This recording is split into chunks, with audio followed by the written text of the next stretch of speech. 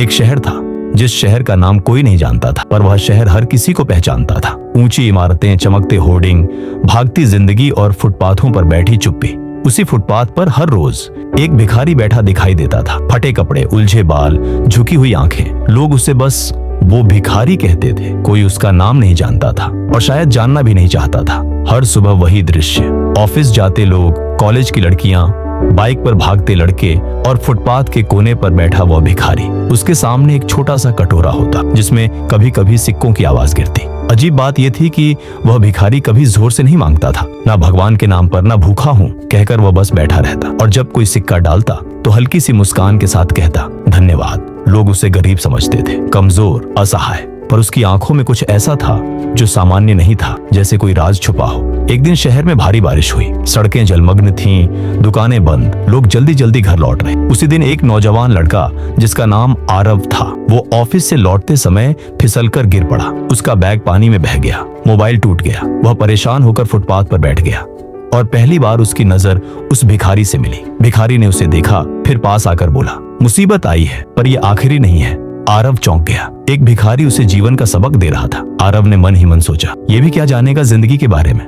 उसने सिर झुकाया और चुप रहा। पर अगले कुछ दिनों में वह भिखारी बार बार उसकी नजर में आने लगा। कभी अखबार पढ़ते हुए, कभी बच्चों को गणित समझाते हुए, कभी किसी बुजुर्ग की मदद करते हुए। तभी आरव ने सोचा, भिखारी और अखबार, भिखारी और गणित, कुछ तो गड़बड़ थी। एक शाम आरव ने हिम्मत की। उसने पूछा, आप पढ़े लिखे लगते हो, फिर यहाँ क्या कर रहे हो? भिखारी मुस्कुराया। हर जगह जहाँ इंसान सीखता है वही उसकी असली पाठशाला होती है। फिर उसने अपना नाम बताया, मेरा नाम शिवनाथ है। शिवनाथ ने धीरे धीरे अपनी कहानी खोलनी शुरू की। शिवनाथ कभी एक बड़ा इंजीनियर था, देश की नामी कंपनी में ऊंची पोस्ट, घर, गाड़ी, इज्जत, सब कुछ। पर एक दिन उसने सब छोड़ दिया। क्यों? क्योंकि उसने देखा था कि लोग जिंदगी जी नहीं रहे, बस भाग रहे हैं। उसने देखा था कि पैसे के पीछे भागते हुए लोग खुद को खो रहे हैं। शिवनाथ के साथ एक हादसा हुआ था। उसकी पत्नी की बीमारी, इलाज के नाम पर ठगी, और फिर एक रात सब कुछ खत्म। उस दिन शिवनाथ मरा नहीं, उस दिन वह जागा। उसने समाज को नए नजरिए से देखने के लिए भिखारी का जीवन चुना।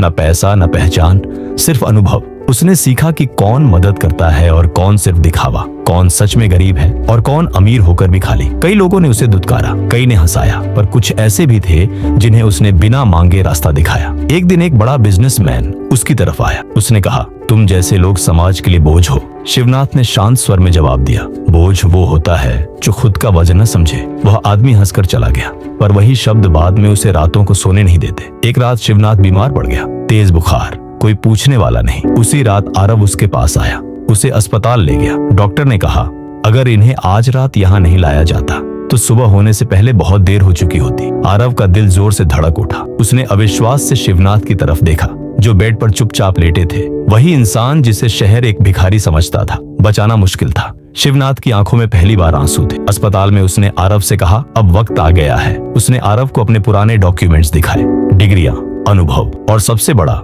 उसकी सीख। मेरी असली पूंजी ये नहीं, शिवनाथ बोला, मेरी असली पूंजी वो समझ है जो मैंने खोकर पाई। शिवनाथ ने भिखारी का जीवन छोड़ दिया, पर समाज नहीं छोड़ा। उसने एक छोटा सा आश्रम खोला, जहाँ लोग आते, सीखते और खुद को पहचानते। कोई उसे गुरु कहता, कोई पागल, पर जो समझता वही बदलता। कुछ साल बाद वही शहर, वही सड़क, पर अब फुटपाथ पर कोई भिखारी नहीं बैठता था। वहाँ एक बोर्ड लगा था, यहाँ से एक इंसान ने खुद को खोजा था। आरव आज उसी आश्रम में सिखाता है। वह कहानी सुनाता है, भिखारी की रहस्यमयी जिंदगी, और अंत में कहता है, हर गरीब भिखारी नहीं होता और हर भिखारी गरीब नहीं होता। कुछ लोग जानबूझकर नीचे बैठते हैं ताकि ऊपर का सच देख सके। जिंदगी रहस्यमयी तब बनती है जब हम भीड़ से हटकर खुद को समझने की हिम्मत करते हैं।